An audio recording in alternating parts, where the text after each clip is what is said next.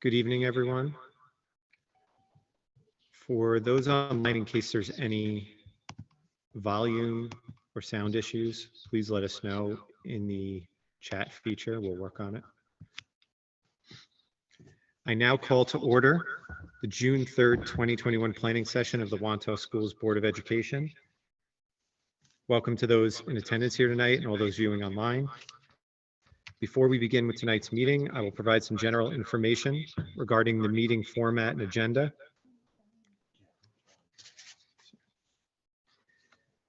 Meetings of the Board of Education are conducted for the purpose of carrying on the business of the schools and therefore are not public meetings, but meetings held in public.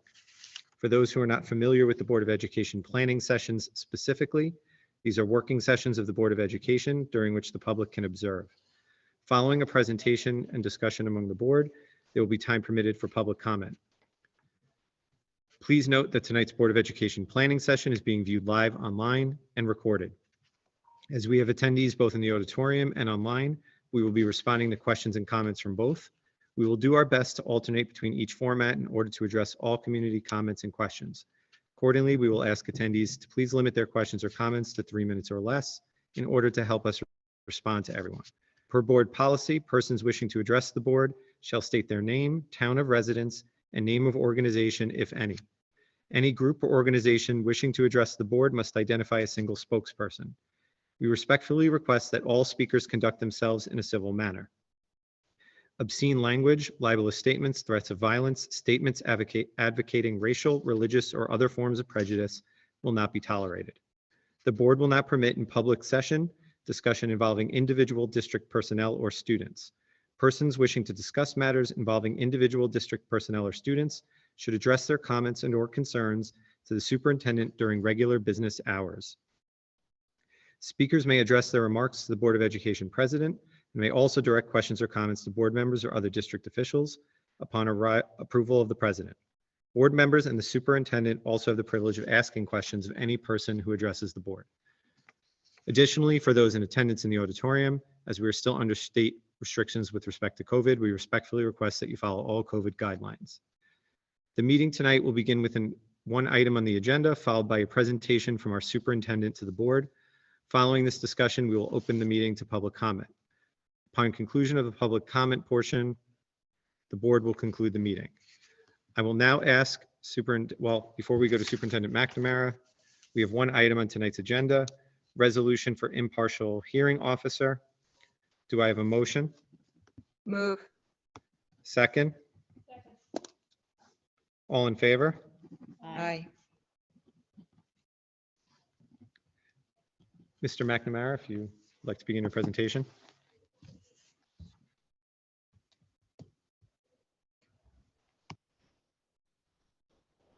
Great, thank you, Mr. Fisher, appreciate it. Thank you all those in attendance tonight, online and here in person. I'm gonna do a couple of items just related to my report, and then I will we'll do the budget hearing portion of the meeting tonight. As we start, our COVID community update, all good news, right? We continue to make great progress on this front. You can see, as we report every couple of weeks to you, you can see the progress has continued to be outstanding. We have the lowest rates that we've seen in quite some time. That's across the county, so that's certainly positive news to report. This is our community data. You can see we only one case in our town over the past 7 days, so that's outstanding. And this is our data by schools. You can really see the tremendous improvement in May and June. Just to highlight May, as we just wrapped up May. You can see at the elementary schools we had no cases at Forest Lake in the month of May. 1 case at Mandalay, 2 cases at Wantagh L, 5 cases at the middle school. And then we had that spike in the beginning of the month in Wantagh High School, where we had the 30 cases in 14 days. That has since subsided. And really over the past 2 weeks, we have not had any cases across the district. So I'm happy to report that our numbers continue to get better and better. With that, we sent out some communication last week around that. We have made some changes to some of our protocols, removing some of the desk shields across the district. We stopped our temperature screenings and masks. I get a lot of questions on masks in the past couple of weeks. Are still a requirement. New York State Department of Health still requires that as a protection in all school buildings. So that will continue.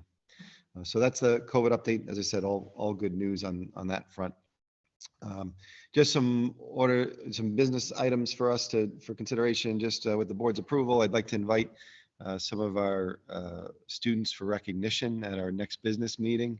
We have our county championship teams from the last season in volleyball and football that we would like to invite to our June 17th business meeting. So if the board's okay, we'll recognize those students.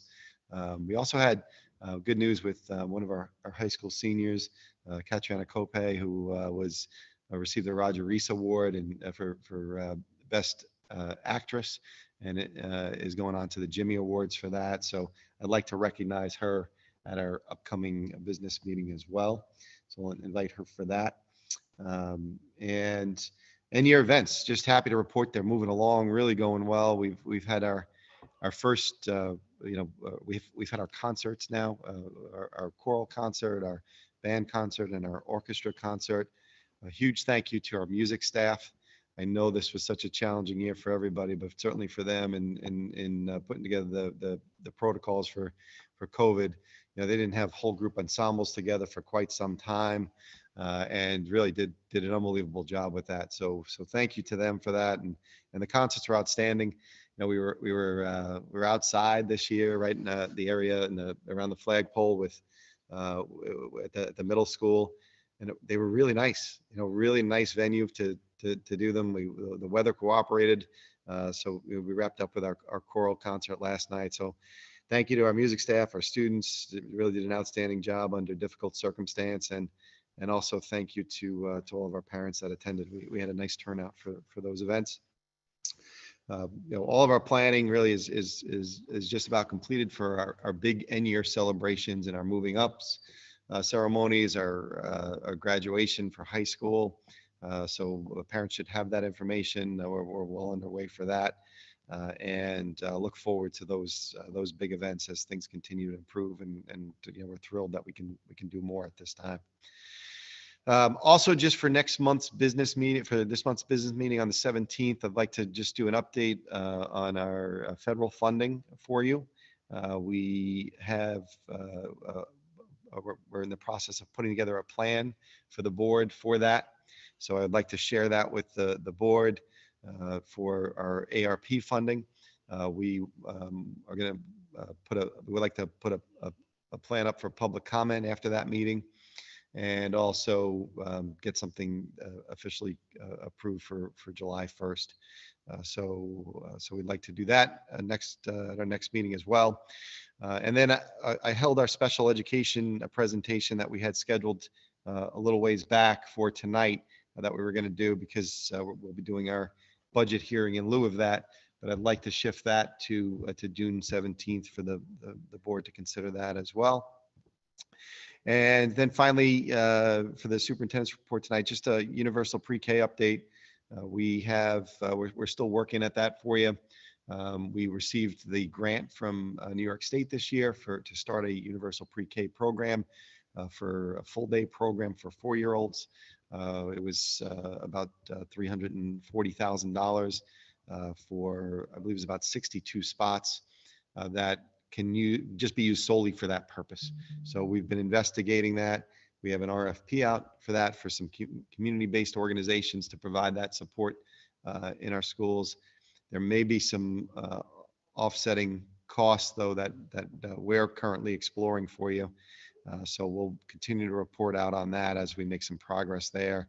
And then once the RFP is complete, that'll be complete over the next few days for you. So that's my update. Any questions on any of those items or any concerns around any of those items from the board before I move on to the budget hearing tonight? Are there any questions from the board? No, thank you. Okay. All right, so moving on to the budget hearing, we covered a lot, just at our last meeting. So I apologize for some of if this is a little bit repetitive, but this is part of the budget hearing process to go over some of the same information. For those of you that didn't join us last week at our planning session where we had this discussion, so, some of this may be new information for you as well. Happy to go over any of that we need to again. The board has decided to put our budget up for a revote. Our budget on May 18th unfortunately failed, and went through a process, really a quick process, turnaround time wise, because of the quick timeline to make a decision about a revote, to get some community feedback. We had great response to our community survey, so I thank all those that participated in that. Great attendance at our last meeting, both virtually and in person, and once again, some great feedback around the budget, and people expressing concerns and suggestions. We're really able to incorporate all of those and come up with the board adopting a budget last week that we're going to put up on June 15th for the community to consider. As always, our goal is not just to maintain all of our great programs, but add and improve those programs wherever we can. And certainly that comes with really big challenges this year. We highlighted a lot of those last week, and I'll touch on some of them today. But this was a particularly challenging year around that. This is where we ultimately landed in terms of a revote budget. It's a budget to budget increase of 1.88%. It's a tax levy increase of 1.96%. Overall, it's a $1.5 million increase from our approved budget last year that we'll be putting out to the community. And you can see the tax levy increase here of $1.1 million as well. I think the biggest question that we certainly got through the survey and we received since the decision has been made to put the budget up for revote was really around the tax cap and the decision to not stay within the tax cap. And that was one of our biggest challenges this year. Our tax cap, based on the formula this year, is a negative number. It's a negative 0.6%. So what that means is we would have to reduce our budget by that amount from where we were last year. And with all of our traditional increases in costs, our annual increase in costs that we see, plus some drivers that I'll highlight, that would be a very, very challenging task this year. Ultimately, the board has made the decision to put a budget up that will be above that tax cap and still need that 60% approval on a revote. So just to really speak to that a little bit and just maybe a visual representation of that as well. This was the original budget that was put up for vote on May 18th. It was a 3.82% tax levy increase. At that point, we had a reduced program from our current levels by about $1.2 million. And that, we went through that process throughout March and April. And then this is where we are in terms of a proposal for next year, for this next revote, I apologize, for next year. It's a 1.9% tax levy increase. And once again, we trimmed about another $1.1 million from the budget. And then this is where we are now with contingency budget. And Patrick, if you could just click through, there's a series of clicks here for the folks that are looking at home. A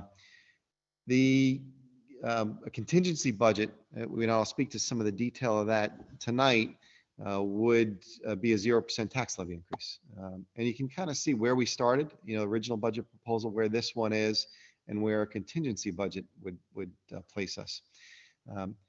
Typically, when you have a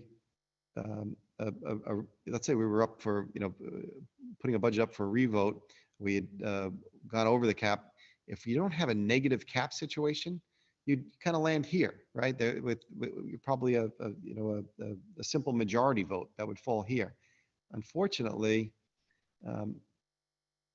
this is where a 50% simple majority vote would fall, right? It's even below our contingency levels. It's about another $350,000 below that. So I've gotten this question frequently in the past couple of weeks. Well, why wouldn't you put the budget up for revote at the tax cap, and stay below? Because it would be yet another $350,000 below contingency levels even. So that's the biggest challenge. And I think just from a communication perspective, one that we're having a challenging time communicating to folks about what that looks like and why that decision's made. So hopefully we, if there's questions on that tonight, we can clarify that and, speak to that. And I'll just, Mr. Cedrone is our Assistant Superintendent for Business. Anything you want to add just to clarify that point or speak to that point further?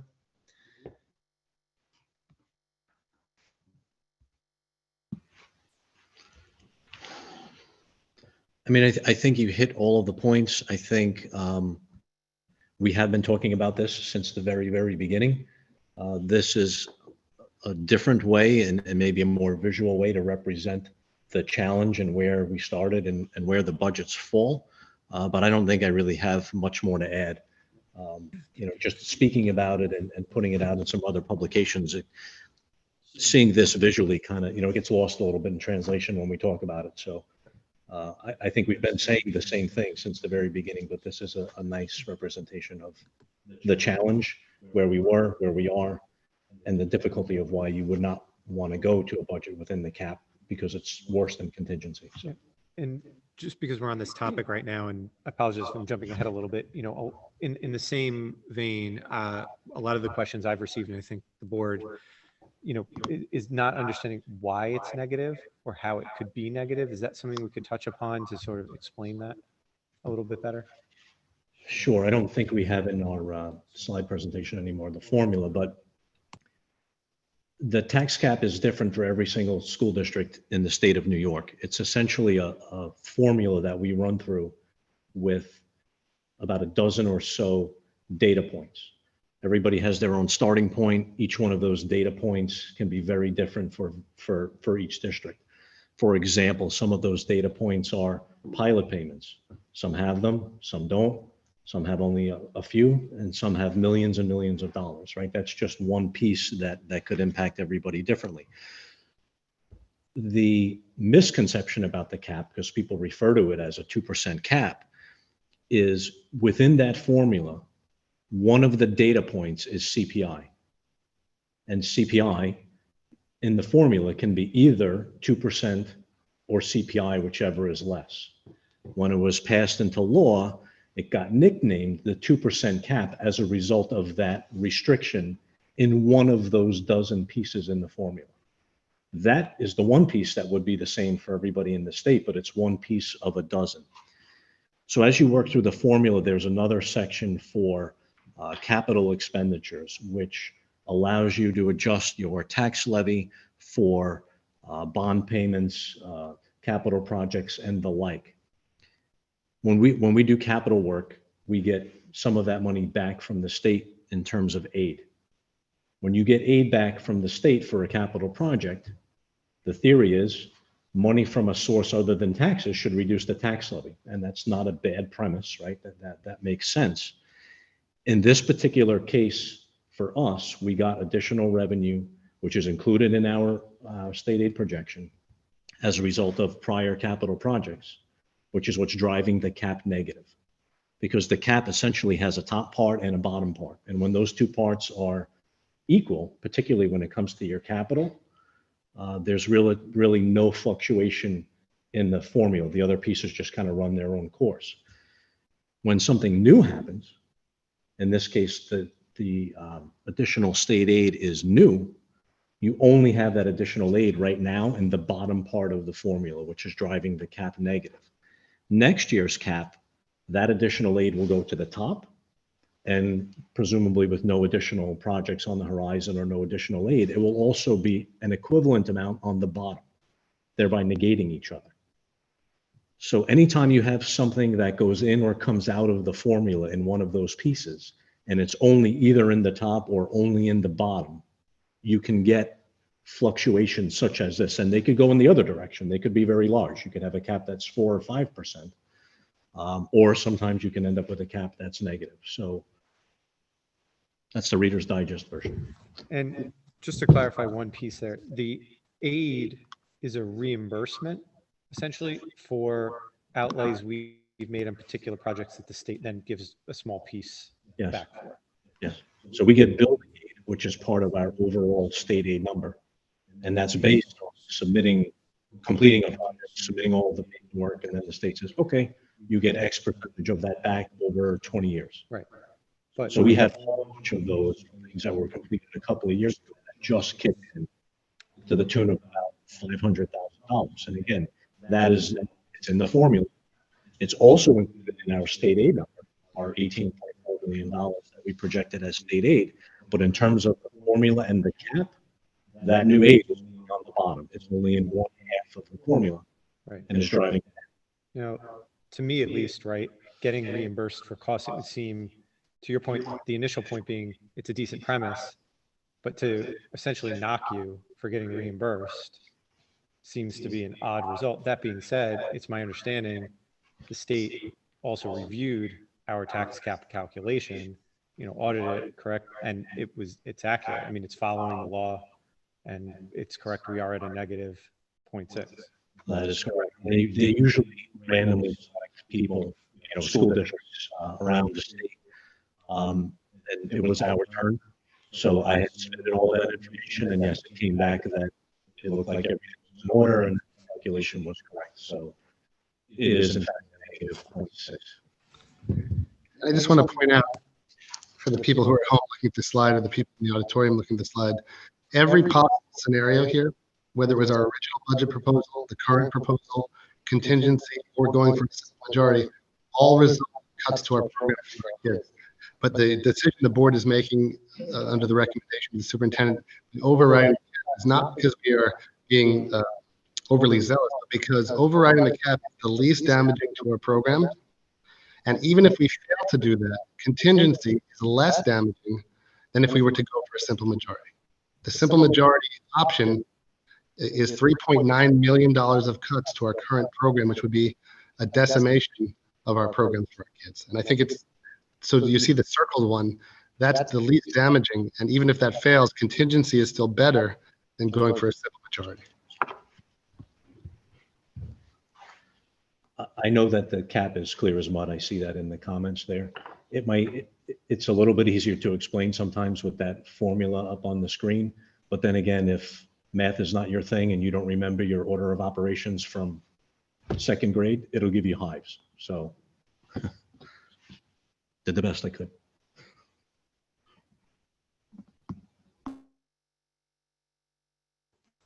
All right. Any other questions for the board on that? Great, thank you.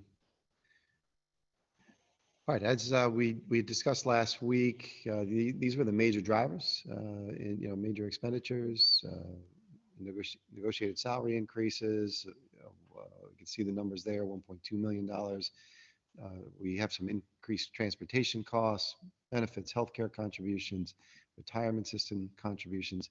Those were significant drivers. And if you do this, the simple math here, applying 2% to a $60 million levy, that's $1.2 million. There's well over $2.6 million in increased drivers here. These are the reductions that we made. This has been a journey through this the past couple of months. These were the initial $1.2 million of reductions that we made in the original budget. You can see those. We reduced some administrative positions, some instructional staff, elementary and secondary, along with some increased class sizes, some of our non-mandated classroom aides at the secondary level, some combining of 7th and 8th grade teams, and reducing some of our technology department costs there. Additionally, since then, these were really some of the items that we discussed last week in terms of proposing a new budget to the community for June 15th, additional administrative restructuring, elimination of an additional position there, some support staff restructuring our clerical department, security guards, some planned technology projects, infrastructure projects there, mental health staff reductions, some of our technology support staff as well, and bringing our totals to about 28 and a half positions that were impacted in this budget. John, just to clarify, that 28 and a half, that's not additional in the revote. That's the initial reductions plus additional for a total of 28.5. Yep, total staffing reductions during the budget process. Exactly right. You can see some of the administrative restructuring we've done over the past couple of years. 2020-21, we did not replace the supervisor of world language position, assistant principal position at Wantagh High School. Those were retirements, and we did not replace those positions.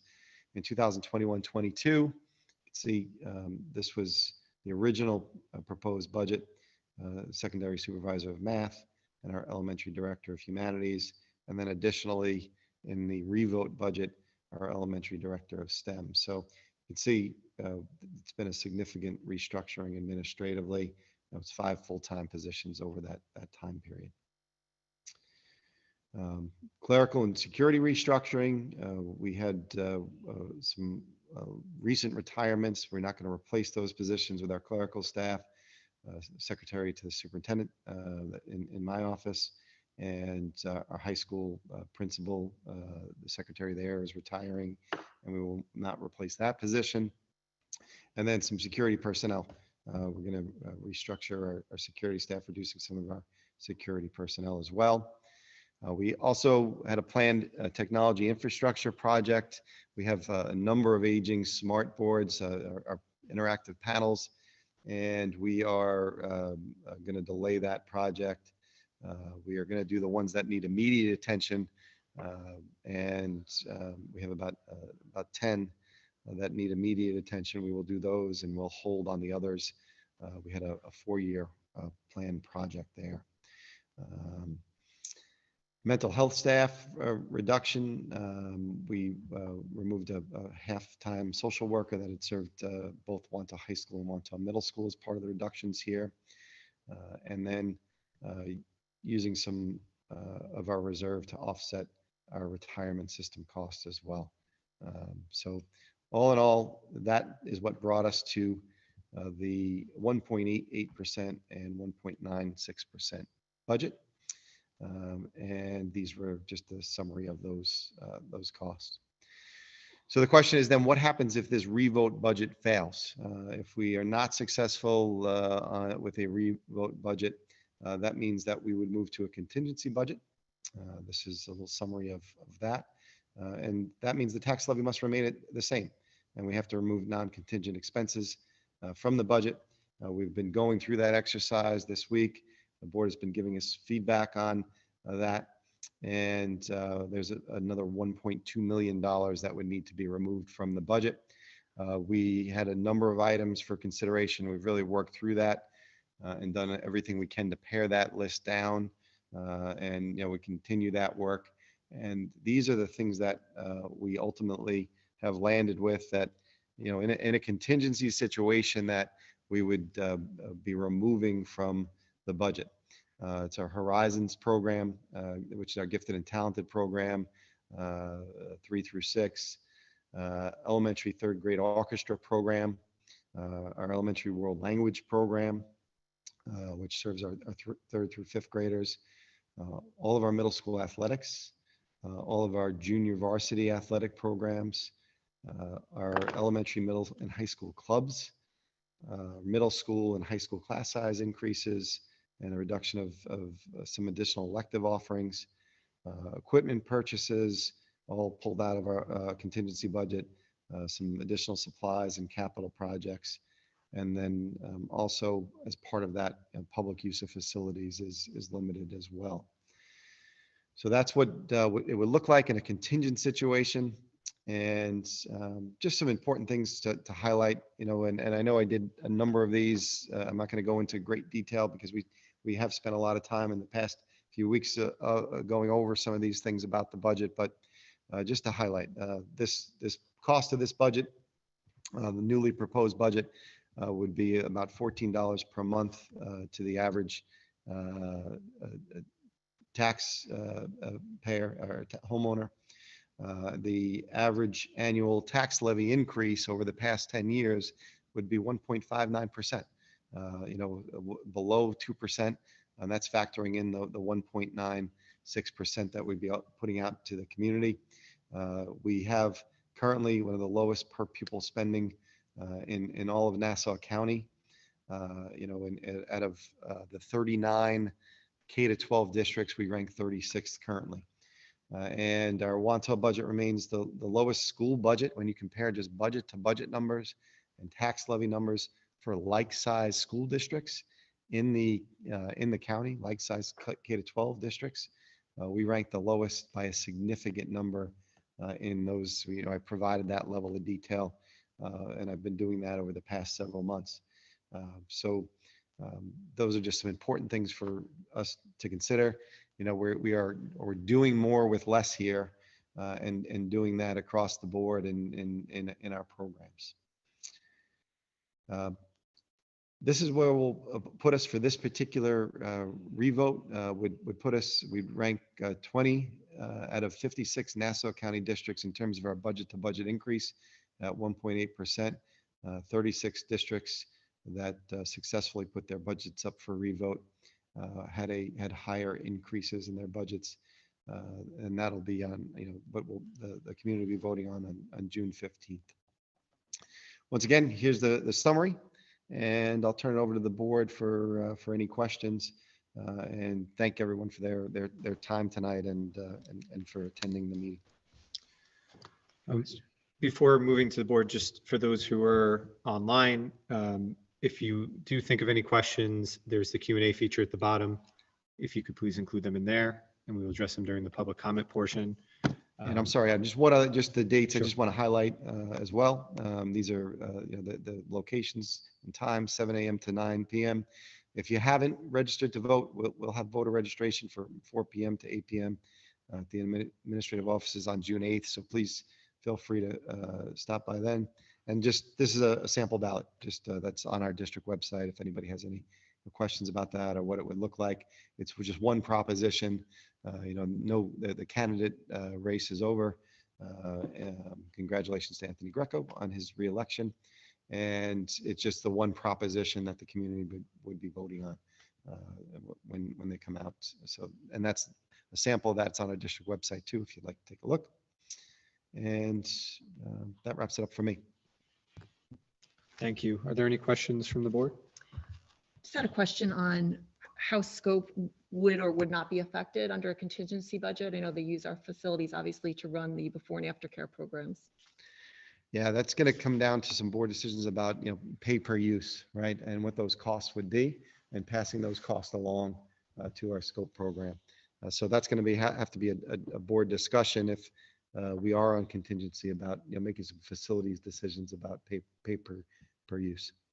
So that could theoretically increase the cost of the scope program to parents. Correct. So we were going to have to pass, we have a contract with Scope. They do pay us a fee to use the buildings. It's not a significant fee.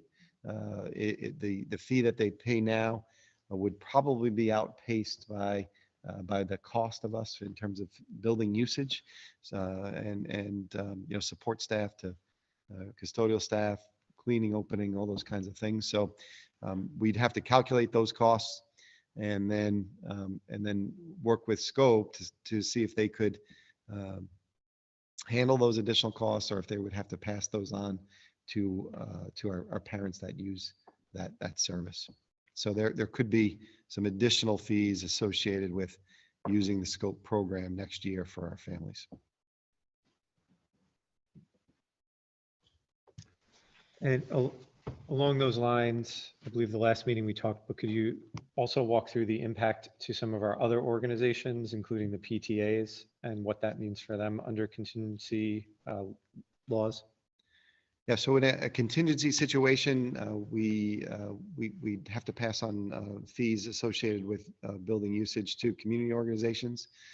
To give you a sense, for our PTAs, we'd be allowed to hold a monthly meeting as it relates to our educational programs. But beyond that, fundraisers, different usages, we'd have to pass those costs. We're required by law to pass those costs along. Field usage, gym usage, our CYOs, PALs that use our facilities, and we would have to pass those costs along. And in some cases, that could be cost prohibitive. So for some of our programs, so that would be some board discussion that we would have about that at that time. Thank you.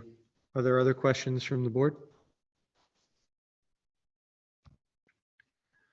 No, not at this time. Thank you. So now we will move on to the public comment portion. As I mentioned in the beginning, for anyone who does want to ask any questions, whether you're here in person or online, we do need you to include your name and town of residence or an organization if you're representing one for us to answer the questions. So for those online, I think we do know some names here. Some others have posted under anonymous names or without full names. If you could please re-include your questions or comments with your name, it would be very much appreciated. I think, Mark, do you want to start with the first question? Sure. So the first question is from Gia Bauer. Do you think the tax cap will be negative next year as well?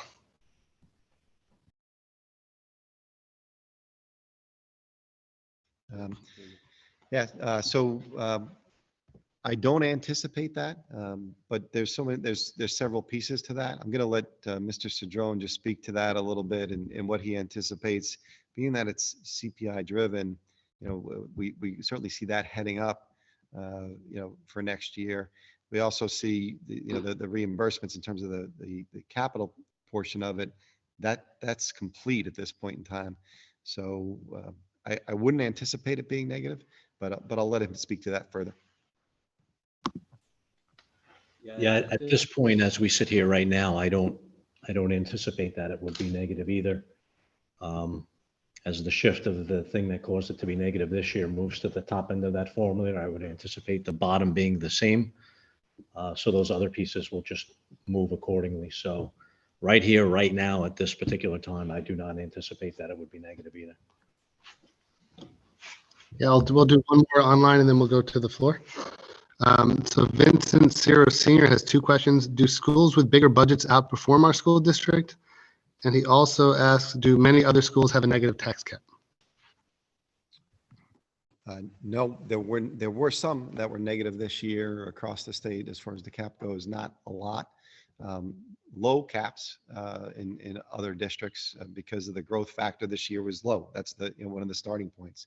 But because the other variables really vary significantly by district, as Mr. Cedrone was just highlighting, there's that range, right, from a negative cap to caps that were close to 4 this year. I saw some as high as that. So there's that wide range that you saw. Many kind of falling within right around that 2% mark this year seemed fairly common. As far as performance, I could never say enough about how our schools perform, how our students perform. We have outstanding schools here, and we have staff that works very hard and gets outstanding results. We have students that work very hard, and we have a very supportive community that supports our kids. So, we reap the benefits of all those things and have really outstanding results on, our graduation rate is, tops in the county. Our, number of students taking high level courses, AP exams, college level courses is tremendous. Our success at, elementary levels is great. Kids all the foundational pieces. We've done a tremendous amount of work at the middle school in recent years to really build strong teaming there and offer electives to kids. All the things, all the cornerstones that we want in place are there, and our fight this year is to keep them in place so that we can continue to build and move forward. So, in terms of performance, I'd put our district up against anybody. I think we have outstanding results. That being said, it becomes tougher and tougher from a resource perspective when you continue to lag behind those districts in terms of resources. We continue to do that, and certainly our original budget vote on May 18th was an attempt to start to turn that corner, knowing that we could then really be on that steady 2% lane in future years in terms of the levy and moving forward. So that's the challenge for us here. But in terms of results, I couldn't be prouder of how our students and staff perform. There's a follow-up to what you said, and his follow-up is, thank you for answering that question. So then why compare our budget to other school districts? And I think that's my latter comment really to address that point, which was it becomes more and more difficult to keep up in terms of program and offerings and supports for kids when your budgets lag behind. When your budget continues to be, we're not talking hundreds of thousands of dollars, we're talking millions of dollars behind same size districts.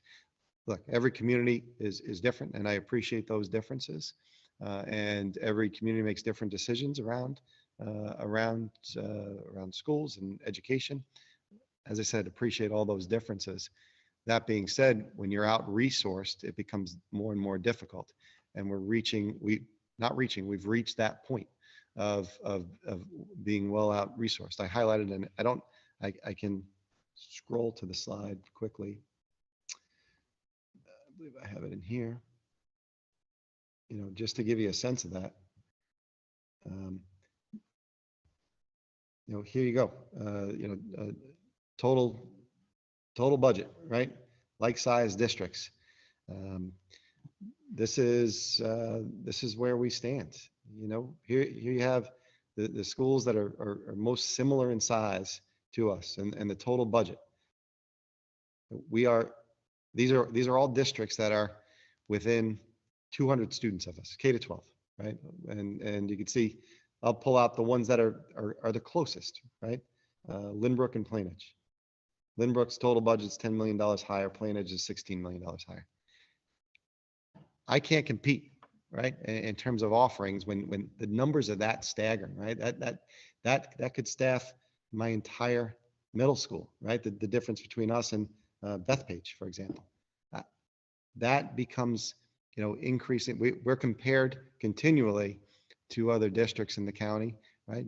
Always, in terms of how our students perform, how they do.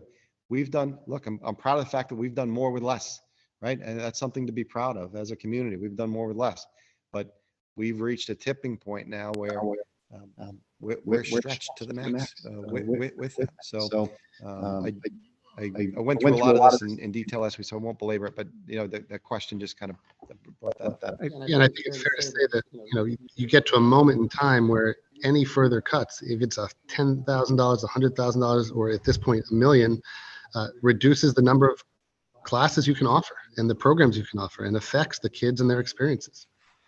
I do also want to just add, over the last number of years, we've had a lot of these conversations, and in terms of why include the slide, we've had questions over the number of years asking for this type of information to better understand it. So all of your points are absolutely well taken, but I also do want to emphasize, community members have asked, how do we compare? Where do we stand? For different reasons and different concerns, but this information is also provided to be transparent and provide a full, well-rounded set of information for everyone to review and evaluate and make their own, conclusions about.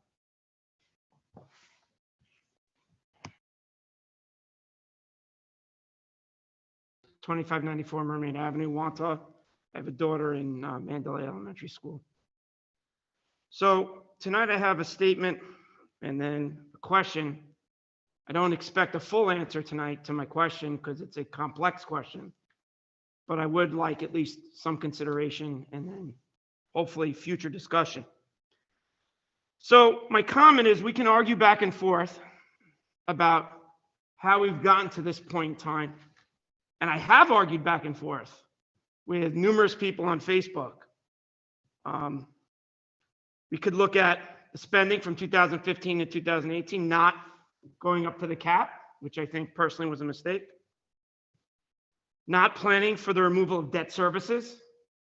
Again, that is, these are not short-term. These are problems that occur over long term and require years of planning to plan for debt services coming off. And, you know, what's our building aid and what's happening to our debt services. I would even point to the audit recommendation that we followed, which I believe was a mistake. Many districts are cited every year. You have too much in reserves, right?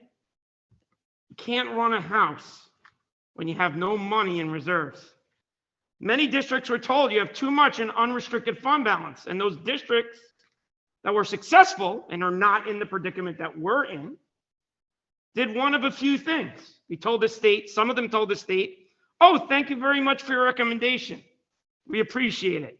And then did whatever they wanted to anyway, because we run our house. The state doesn't run our house.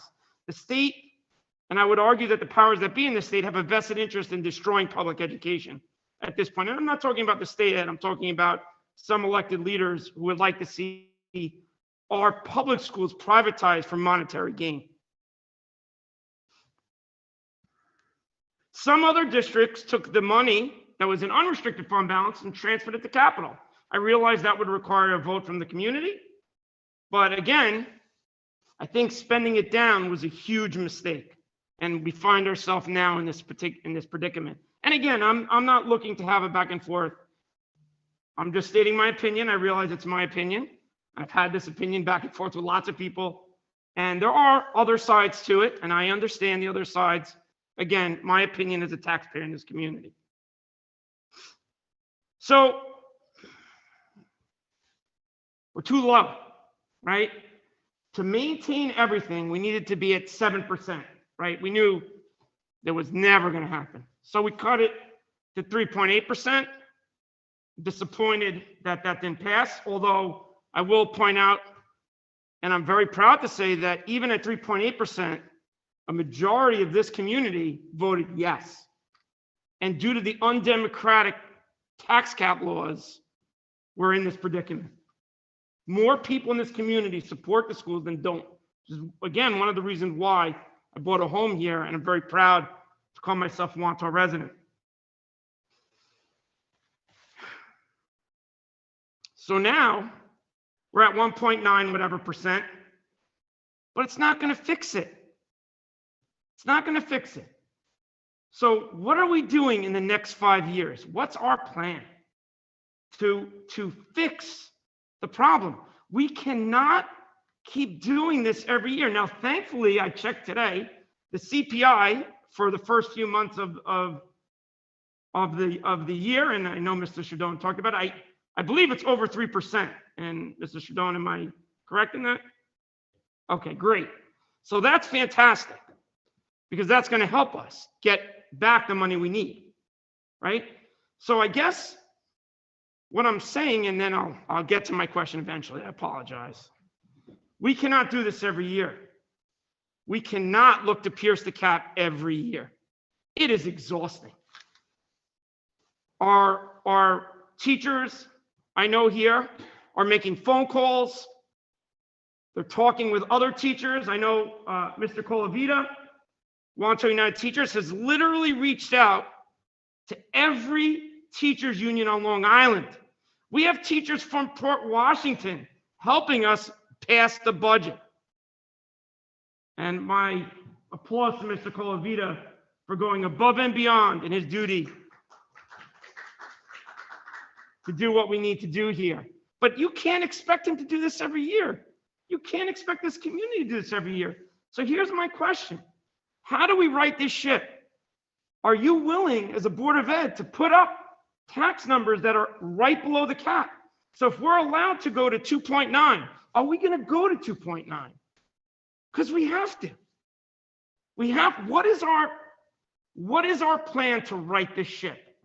And again, I'm not looking for a 5-year projection, but you can't sit up here and tell me that we're going to do this year after year after year.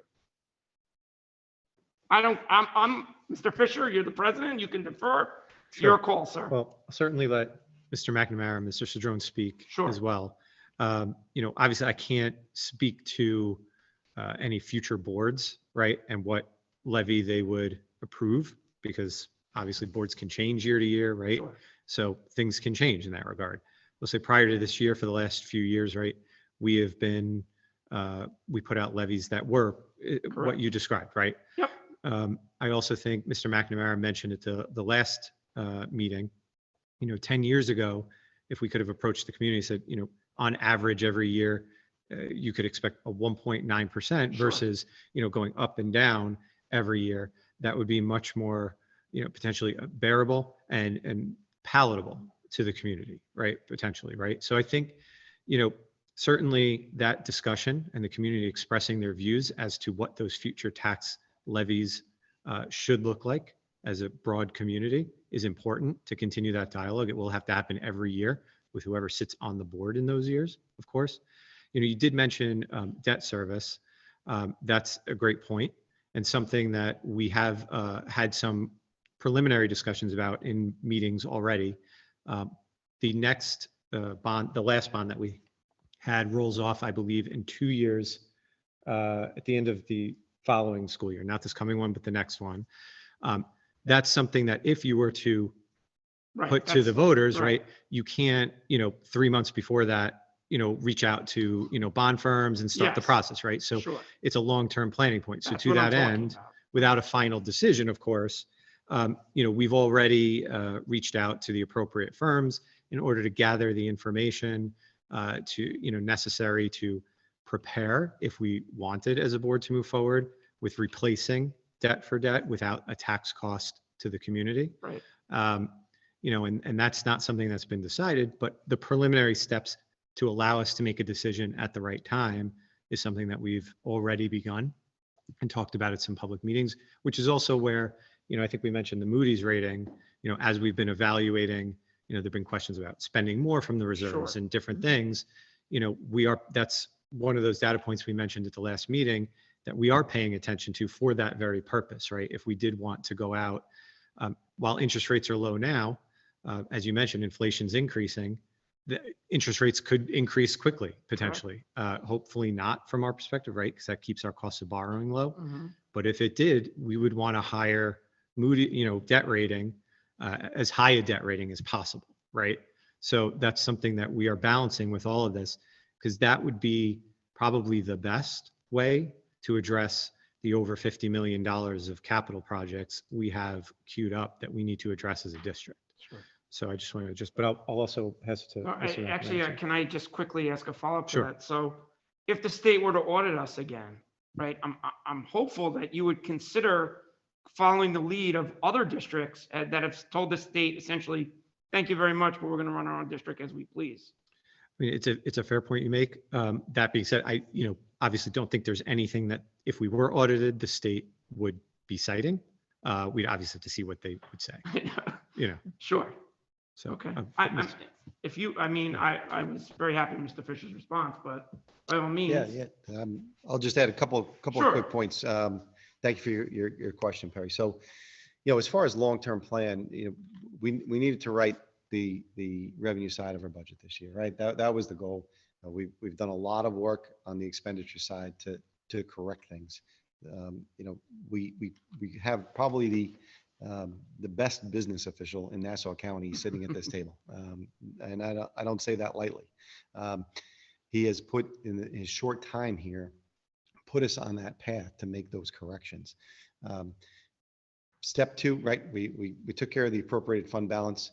That was an issue that was of concern over the past several years. That has been eliminated, but that also has made our budgets very tight, right?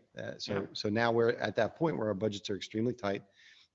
This correction, the 3.8% that was put up, would have gone a long way to turn the corner And then we're once again on that steady 2%.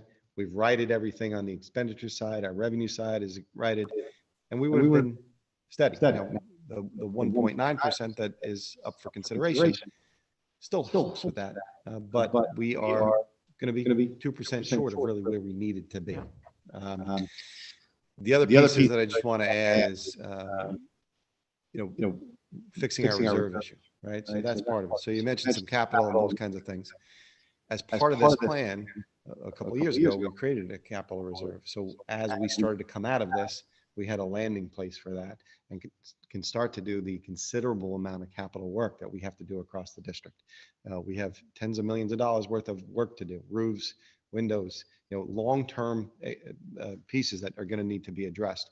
So we also had targeted, as Mr. Fisher pointed out, there are 2 bonds that are coming off our books, 2023, 2024, one for the expansion at Wantail and the North Gym here at the high school. So we have, Anthony Cedrone has already done that work. He's, we've identified those projects. We are prepared to bond to address a lot of that capital work. And then taking out the uncertainty, right? That's the other big issue here. When you get hit with, as you saw, I highlighted some of those big expenditures this year, the spikes. To whatever extent we can do that. We've done that now with our transportation contract. We're taking the hit this year, but settling that for future years. We've done that in the area of workers' comp. That was an unknown for us. We joined a cooperative to settle that as a potential expense. So though, if you can take out those things that are going to spike here and there and just create that nice kind of steady progress, those are the keys. So in terms of long-term financial health, we need to, that's the corner that we need to turn. That's the corner we were looking to turn this year to get back on, instead of that up and down, get back on that steady path. So I hope that helps. And I know Anthony can add some insight to that as well. So I'll just turn over to him. Just really 2 things that I think I wanted to add based on what you said. One with the capital, yes, the preliminary phases of trying to figure out how to do that and the timing and all those steps has certainly begun in its very, very early stage. That being said, debt coming off will drive the cap down, but it's not necessarily a bad thing, right? Because you're not raising the tax anymore, but you're taking out the same amount of money out of your budget. So you're going to get a funky tax cap number in that year that could very well be negative again, but it's not going to give you the pinch that we're feeling right now. So it's not all bad. If you can time it in a way where one is replaced with the other, then you don't experience that, right? The opposite would happen. Let's say the timing doesn't work. You get a negative one year, the budget goes down, the tax levy goes down. Okay. 2 years later, you do the work. Now your cap is going to be 5 or 6% because you've got to add back $1 million or $2 million worth of debt service. Yeah, I understand, but that becomes a sticker shock to people. Yeah, I hear you, Mr. Cedrone, but I assure you that a 5% budget, even if allowable in the tax cap, is going to be a very difficult. And I'm not suggesting we would. I'm only just saying that you can try to plan it that way and do it perfectly. If it doesn't, the cap allows it to come out and not pinch you and put it back and not penalize you. Okay. Right. So, but I understand the dynamic of saying, well, we're at the cap, but it's 5%. I understand the difficulty of that, but I just wanted to point that out. The other thing that I wanted to add is you're correct in the CPI, right? We're experiencing the effects of some of the inflation right now, and we're seeing it. So long-term, I'm scared to death about what that means in terms of the cap. So while the piece of the formula that includes CPI would undoubtedly be at 2% for every year, for, let's say, for the foreseeable future, because CPI might be 3 or 4 or 5. If our costs are going up 3 or 4 or 5, and you're capped at 2, that's going to present a real problem. For the last 10 years, since the tax cap has been in place, CPI has been negligible. There were years where it was 0.1. right?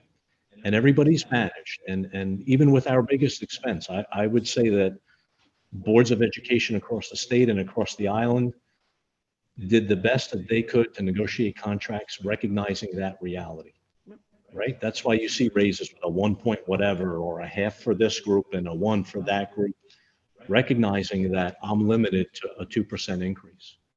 So what happens when their expenses go up and you try to negotiate in that environment and you're still only allowed to raise 2%? I don't know what the answer is. You're right that we're going to get the benefit of the CPI. I think CPI is going to outstrip our ability to keep up. And I don't know what that looks like. So I do have the answer to that statement. The answer is we need to, well, we need to lobby the people who represent us to change the tax cap, that it's 2% or greater of the CPI, not the lesser number, the greater number. And that requires a shift in Albany, and we have to be cognizant of who we're electing to represent us. So I know that people have been lobbying for that since the day it was passed. And it's fallen on deaf ears for the last decade or so. Sure. However, we've had the benefit of CPI not pushing us up against that. So you're not wrong in that, but I know that conversation is 10 years old at this point. But the need for a potential change like that, I think, is going to become real soon. So, and that's just my opinion. The tax cap was put in place to destroy public education. There's very few people who would ever argue that. Some people think it was put to save home payers taxes, but they want to privatize public education. And this is one way you can do it, by choking off the ability to raise funds. So anyway, I've taken up enough time. Mr. Fisher, thank you so much for your thoughtful response. Gentlemen, thank you very much. Thanks, Mike. Okay, we're going to go back to the online questions. One anonymous attendee is just asking, can you post the slide about programs that will be cut again, just so, and leave it up there so people can see it? Sure. Okay. Just in terms of that slide, that's the contingency slide. If the budget does not pass this time, that's not Correct. cuts Correct. that would be in the one to vote now. I believe she wanted to see what would happen if it didn't pass. Right, just clarifying for those online so we make sure. Vincent Ciro Senior asks, many of the mandates are things we would do anyway, such as safety issues. Other than these mandates, what is the specific additional cost to our schools that are mandated? There's a number of those. So just in terms of mandates, give you some examples. Special education services, right? We talked a little bit about this last time. And what used to be federally funded was about 40% of our special education costs. I think the number that we're currently at is about 16% of those costs, give or take. So just to give you a sense of those, we've had mandates in recent years in terms of, E&L support, guidance counselors at elementary schools. There's a whole host of things, right, that they're great ideas. We're happy to implement them. They're passed in Albany, passed along to us, but without the funding behind them to support them. So that's the challenge with the mandate. So there's a number that we could highlight. I don't know if Mr. Cedrone wants to highlight any others. Those are some of the big ones that come to mind. Ms. McNair, can you also speak to, I think sometimes people forget that APPR and it is also a unfunded mandate in many ways in terms of how that has put an additional burden on administrators, the observation times, the paperwork, what it takes essentially to carry out evaluations of teachers under the APPR law that was passed. Yeah, we definitely felt the burden of that. I mean, going back 6 years, when the significant changes were implemented, the time and the administrative staff that you needed to do that, requirements of, a non-build, having a building leader and then a non-building leader and the volume of that. So that definitely put some strain on our resources, at that time. So yeah, good point, Kira, as well. Jen Kramer has a 3-part question. So I'll just maybe ask one at a time. What are the impact of current changes to special education services? Or I believe, what is the impact of the current changes to the special education services? So no changes to special education. We're adding a program. I spoke a little bit about this last week. Some of the offsetting costs in terms of special education. So we've taken some opportunities to add program in special education. We've added a program at Mandalay to keep some of our students here in the district. That's a supportive program for them with the resources there. We're adding a similar program that's going to now carry up to the middle school for next year. That'll allow for that. So those are some of the things that we've done that have allowed us to keep kids at home here in our district, provide the supports that they need here, at the same time have some offsetting costs that are part of that. Although you're adding a little bit to your staffing, out of district placements are extremely expensive. And having kids attend a BOCES program or attend a private program or attend another public school program come with significant costs. Those are well over $100,000 per, plus whatever a la carte items you add to those services. So we've really made a conscious effort over the past 3 years to keep those students here. So those have been the most significant changes to our special education program that we've had. Okay, part two of the question was that the majority of drivers you mentioned are contractual. So how do we plan on sustaining these increases? Yeah, I think that kind of goes back to, I don't know if that was posted before the long-term plan that we're discussing, but the correction year was this year, and then to kind of put us back on that course where we start to move along on a steady pace, so we're not dealing with the up and down. Also taking out the uncertainty of some of the contractual drivers. We've done that with the transportation contract. We know and can plan for our the labor agreements that have been settled. So those we can plan for long term. We know exactly what to anticipate there. So those are some of the keys in terms of the long term pieces. And the third part of the question was, when you look at this current budget, there are many maintenance and planning items. Are they absolutely needed, required for safety, or are they wanted? Such as carpeting, painting, gym ceiling, seal coating the parking lot, big ticket items. These could save jobs. Are they necessary? Yeah, that's right. That's always a challenge, right? We have so the volume of maintenance and upkeep that we have to do on our 5 facilities is tremendous. It's an ongoing expense. We have historically been cheap on that. We have, right? So every time you get in a budget crunch, what's the easy thing to do? Okay, we're not going to do that project. We're not going to do that project. You delay those projects long enough, the costs just keep going up, and they keep going up in a considerable way. So it's always a balancing act, right? To maintain your program and maintenance. And you find yourself in a situation where, 10 years later now, we're sitting here with tens of millions of dollars worth of projects to do, that are significant projects. So that's part of the long-term planning piece. And sometimes, short-term, you have a gain and you pull something out, but, long-term, it can be problematic for you. Gia Bauer asks, are bids for projects available to the public? Yep.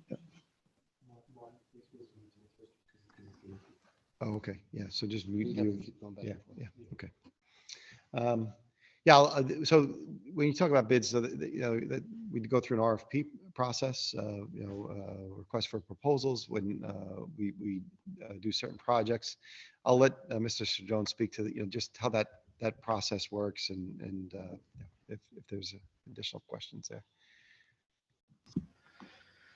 So anything that we do in-house is on a bid or an RFP, and anytime we do anything like that, yes, it's received in a sealed envelope or a sealed package, and it's open publicly and it's read aloud. So as a result, yes, if there was something particular that you wanted to request, you could certainly request it, and it's available. That being said, there are plenty of other bids that we use that are let by other municipalities, the state, other school districts, towns, villages. So they would be the ones doing all of that work. And then we are allowed to jump onto that and use those services or procure those items because they're still on a bid, but it saves us from having to do the work and the cost of doing all of the work involved. So the short answer is yes. And like I said, for the ones that we've done in-house, we would have that information. Jennifer Kramer asks, as far as the assistant principal position at the high school, when reading the principal's contract, it seems to me that the position was not able to be removed without both parties in agreement. Did the principal's group or the staff of the principals agree to the removal of that position? Yeah, that's correct. So we did a memorandum of agreement with our principals bargaining unit about that. Jen Kramer asked another question. Do we require $27,000 in new gym equipment over maintaining jobs? Right. So this is just to go back to my point earlier, right? You could go through every item in our budget, and this is always this is what's difficult about this, right? You could always say, okay, we don't need this, we don't need that, and I think that's why it's important to think about this in terms of long term, right? Long term, you need to write your expenditure side, your revenue side, so you get to a position where you're not cutting X to maintain program, right? Whatever that is, whether that's, you pull out the science equipment we're buying, you pull out the PE equipment we're buying, you say, okay, pull that out. Don't buy this, maintain that program. Think about the cumulative effect of doing that over time, right? So you have all the program that you need, but you don't have any of the supplies or equipment that you need to run those programs, or you haven't done the maintenance, and you have safety issues within your building, right? You continually make those decisions, that gap gets wider. Then fast forward to the following year, you save that program, you save that position, you still don't have the stuff that you need to run the other programs because you've made that cut. Now you've created a gap. Now, whatever we cut out, $100,000, $200,000, $300,000 of stuff, of equipment, we don't have that in the budget anymore. We've pulled that out. So you do that enough and you keep doing that, you end up, okay, we've maintained all the program, but now you have this even larger gap. So now you have that same decision to make, but it's worse because now we've got to get rid of X, Y, and Z to maintain these programs. You can't continually operate like that.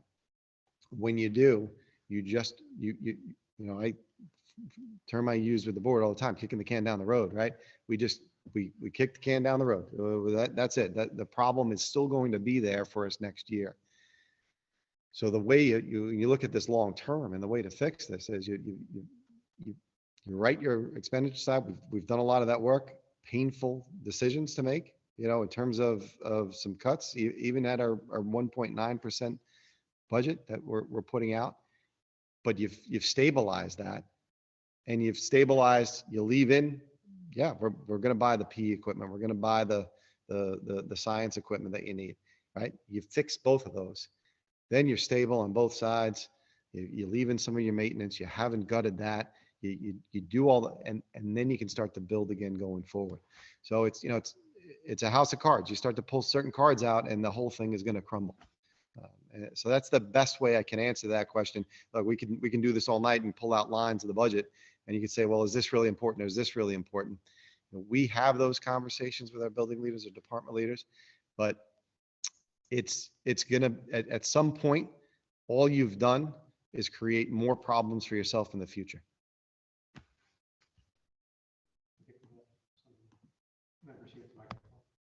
Yep. Yeah, go ahead.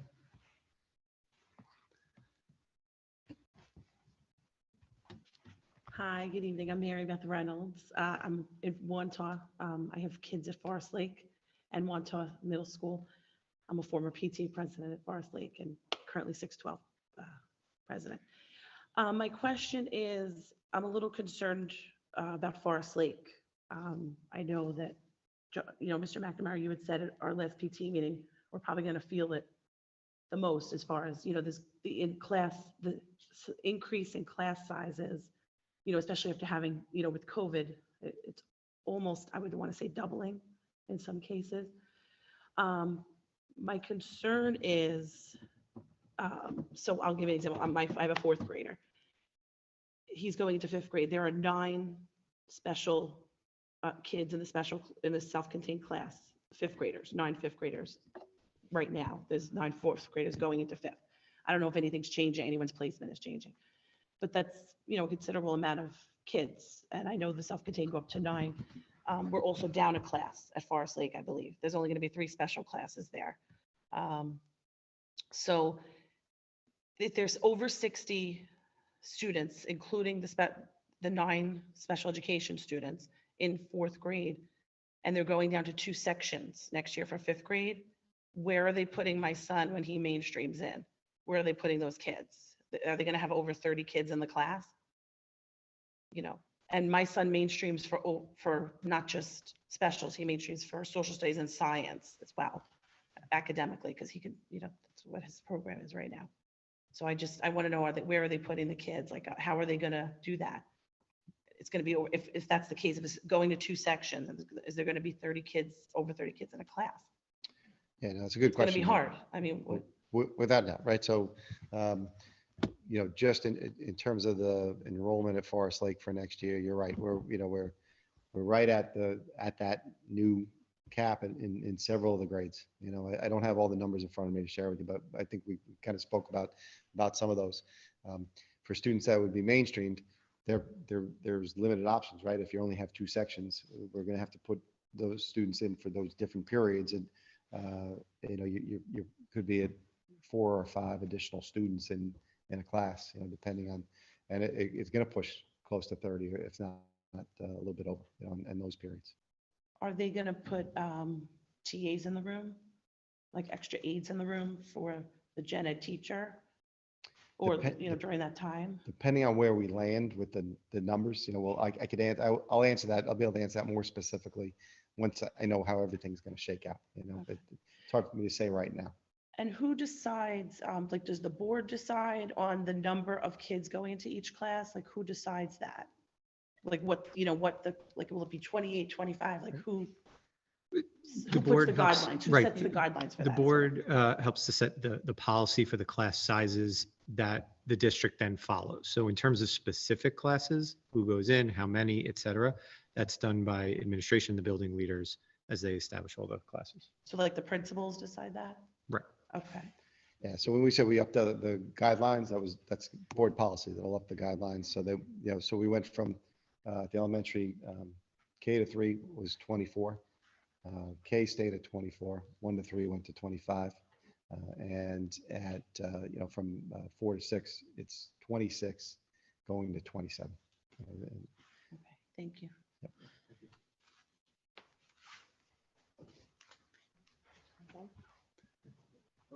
Yeah, go ahead. Hello, my name is Cindy Carey. I have kids in Forest Lake. I have kids in one daughter in Wanto Middle School. I'm a nurse. I've worked throughout this pandemic. I think we've all had a pretty rough little over a year. Our teachers, our kids. I desperately want this budget to pass, but I'm just becoming a little bit upset about all the changes that I'm hearing about at Forest Lake.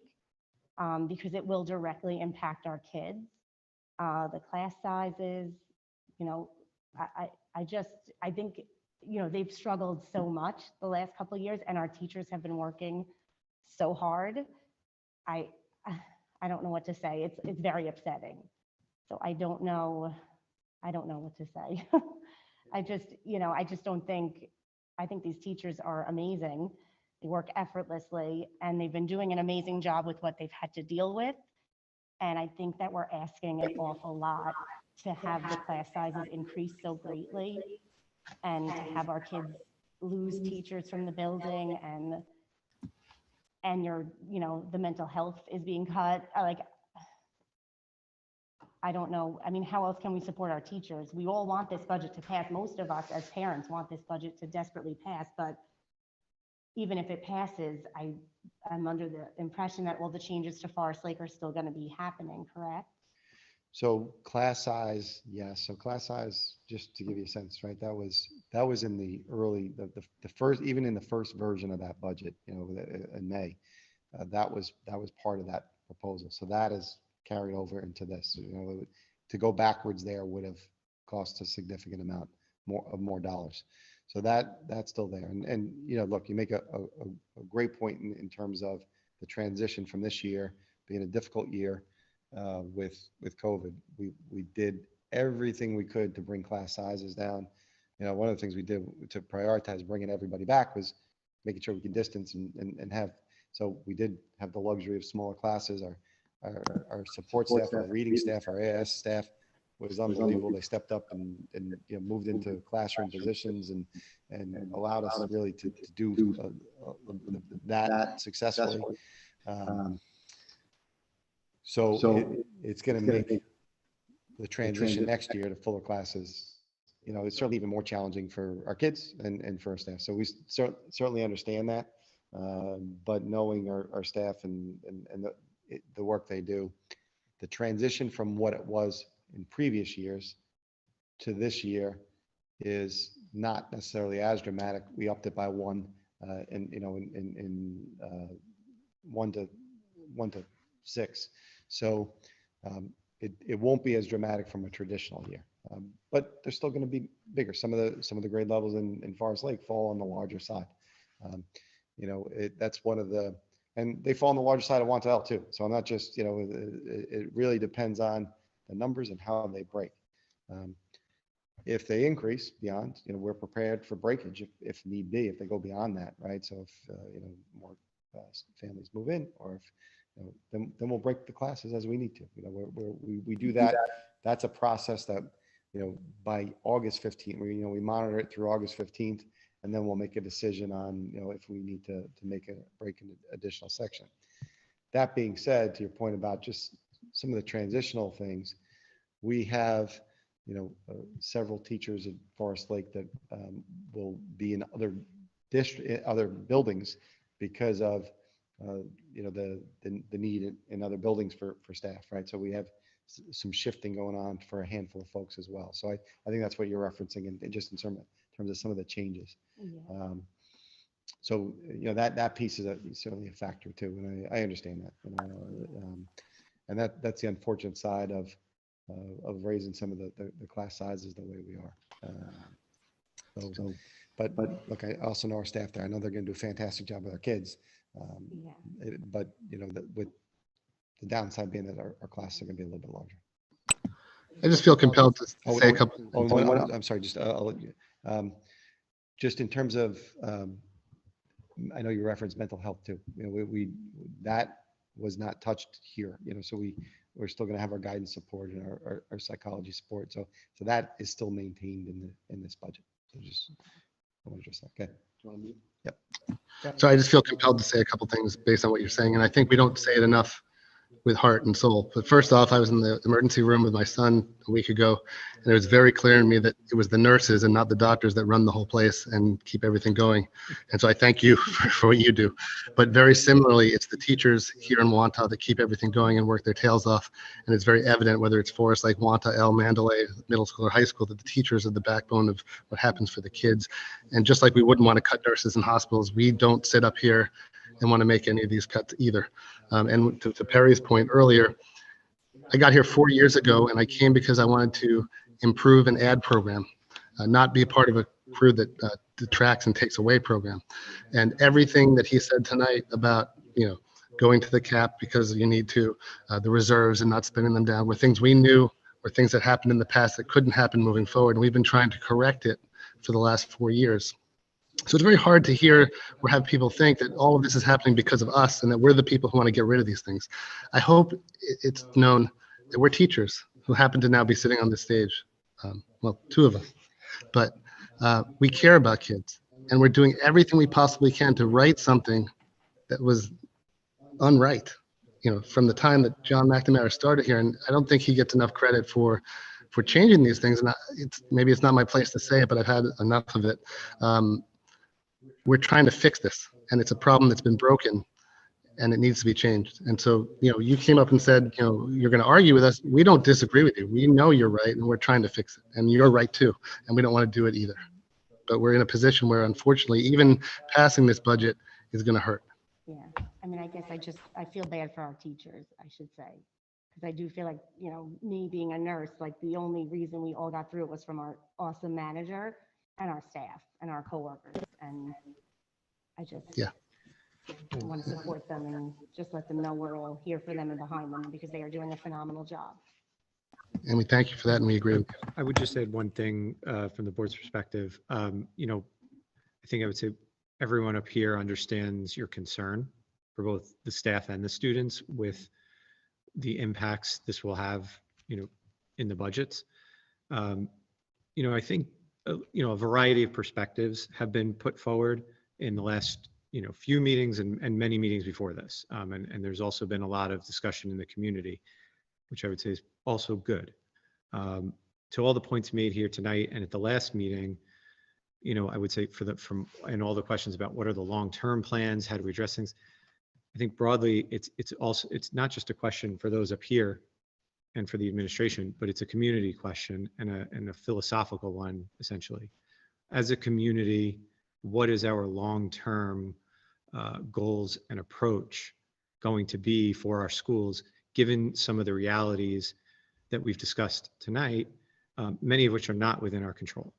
The CPI outstripping expenses, all sorts of things like that, right? And that's not to say one answer or view is right or wrong the others, right? But it is a question to the community moving forward. What's our approach for our schools going to be as one community? Thank you. Okay, the next question online is from Jen Kramer. Does our district require our newest Board of Ed member trustees to receive the School Board Association training program? And if so, when? Yeah, that takes place in the summer. So our new board members participate. It's a couple-day training. It typically takes place, at a central location on Long Island for new board members. They run a series of them. The New York State was not. I apologize. The New York State School Boards Association runs a series of courses for new board members. They attend the workshops. They typically take place in the summer. So if a new trustee is elected in May, they typically register for that summer training, and it takes place over the course of a couple of days.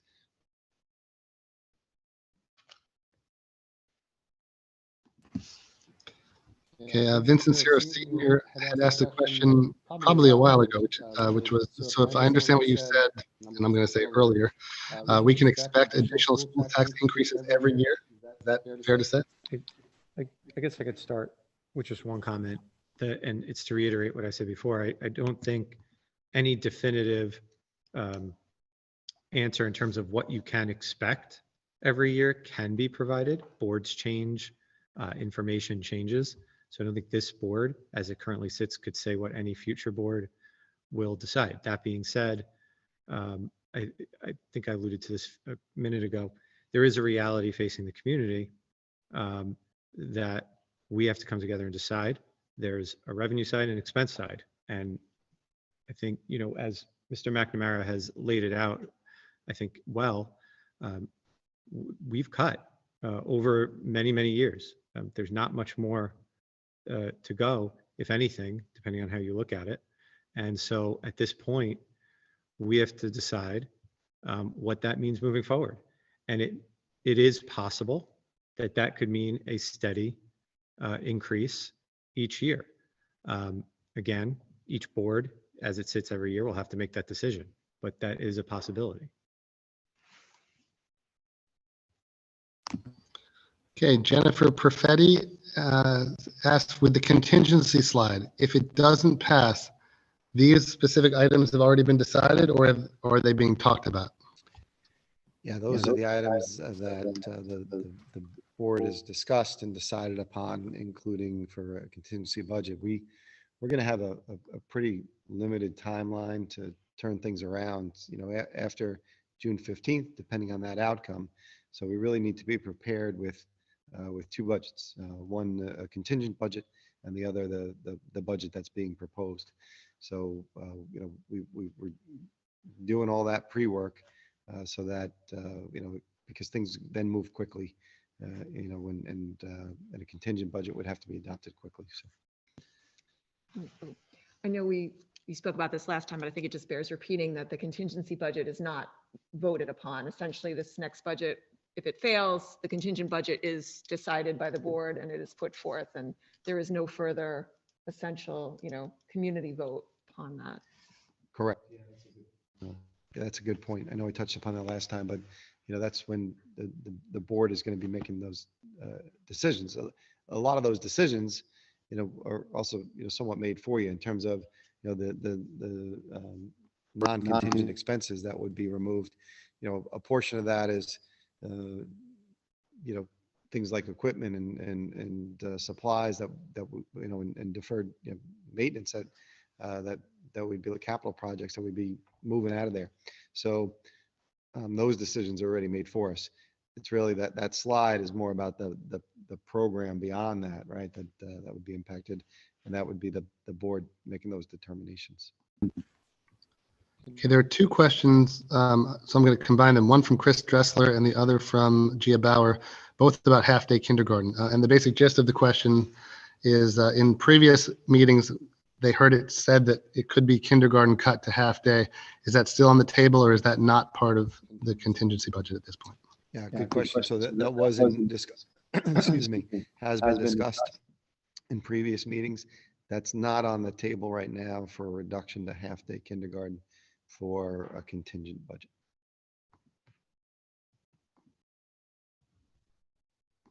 Okay, and the last question that's currently in the Q&A from Regina Burke. When the first budget was put out there, she thought it read 19 special ed aides and monitors would be cut at the high school and middle school. Did that happen, or was this changed? Yeah, good question. So the total, the first budget cut 19 positions in total. There were 10 aide positions that were part of that. There was some instructional staff, some support staff, some administrative cuts. That was the 19 in total. And so that's the 19 number that you saw in some of those original budget presentations. Now we're at a point right now with the proposed budget. It's 28 and a half positions.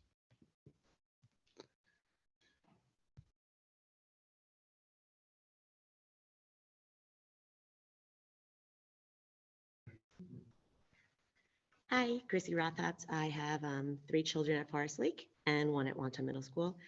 I am just speaking to, well, first of all, I'd like to argue the point that Mr. Cedrone is not a teacher because he's taught me so much. So we're all teachers. I just really want to plead to the community to please vote yes for the budget. I just want to think, please, to some of those people out there that have grown children and they raise their families here. I just want you to remember how wonderful these schools are and how those of us who've chosen to stay here want it to stay that way. So right now, I'm very upset about Forest Lake being kind of blown apart a little bit, but I know that we have really great teachers and that we will survive it, but it's still very upsetting because it is a family. But my point is that as a graduate of Wanta schools, I had the opportunity to take college level classes, AP courses. I entered college as a sophomore, and I want those same things for my kids. So if you are somebody in the community whose children also benefited from that, I'm asking that you please remember that, and that the people please help support us who have children in the school, because it's only going to tank from here. And you guys, your backs are against the wall. You're trying not to cut in places. And I understand that staffing needed to be touched in some areas. And I understand that some of the changes at Forest Lake, are sort of out of your hands, but it's just very upsetting. And I really plead with the community to please pass the budget. So no questions, just comments. Thank you. I just wanted to say we are coming together as a community. We are doing a lot to help, raise awareness to vote for the budget, and to how, and the importance of it for it to pass, because we don't want the kids to suffer or the staff or, anybody to suffer. So, we do thank everybody for what they're doing and rock the vote. I'm going to piggyback on Leslie from last time. Thank you so much.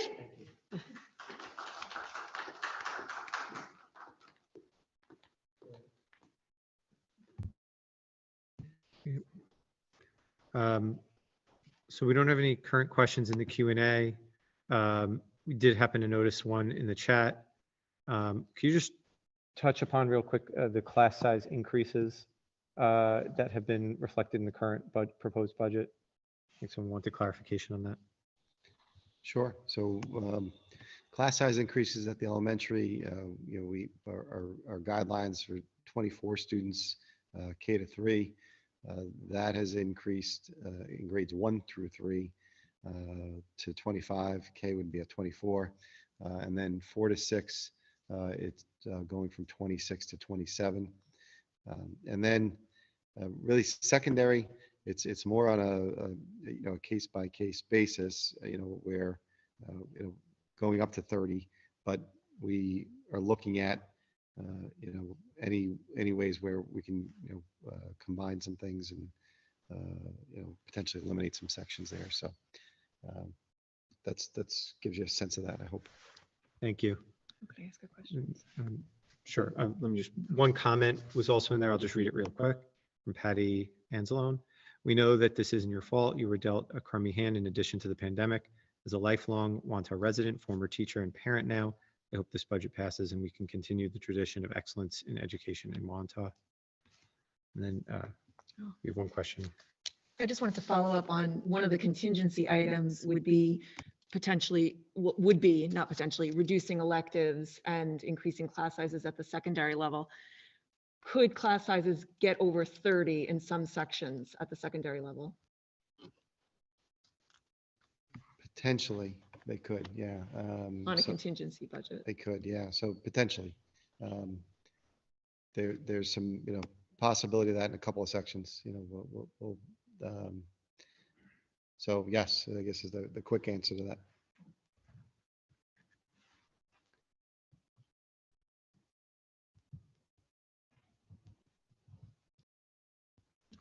At this time, we're not seeing any additional questions or comments. Do I have a motion to adjourn the meeting? Mr. President, I'd like to make a motion to adjourn. Do I have a second? Second. All in favor? Aye. Thank you, everyone. Have a good night, and we will see you at our next meeting on June 17th.